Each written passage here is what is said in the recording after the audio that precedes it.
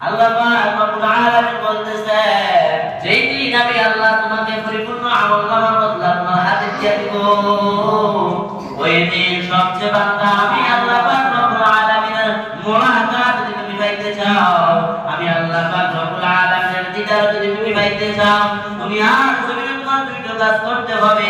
আমান কানা ইয়ারজু লিকা রাব্বিহি ফালইআমাল আমালান সালিহান ওয়া লা ইউশরিক বিইবাদাতি রাব্বিহি আহাদা। বান্দা তোমার নেক আমল করতে হবে। নেক আমল কি আমল? নেক আমল করতে হবে। 2 নম্বরে বান্দা তুমি শিরক করতে পারবে না, সাবধান। আমান কানা ইয়ারজু লিকা রাব্বিহি ফালইআমাল আমালান সালিহান, নেক আমল করতে হবে। ওয়া লা ইউশরিক বিইবাদাতি রাব্বিহি আহাদা। তুমি শিরক করতে পারবে না, সাবধান। তুমি যদি দুটো কাজ করিয়া জমিনে দুটো কাজ করি আমি আল্লাহ তাআলার দরবারে আইতে পারো, আমি আল্লাহ পাক রব্বুল আলামিনের দিদার তুমি পেয়ে যাইবা।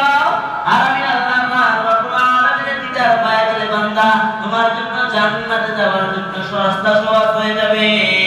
আর তুমি যদি জান্নাতে আমি আল্লাহ তাআলা রব্বুল আলামিন তোমার জন্য জান্নাতের রাস্তা তুমি দে, কে আছে তোমার জান্নাতের রাস্তা আটকাবে?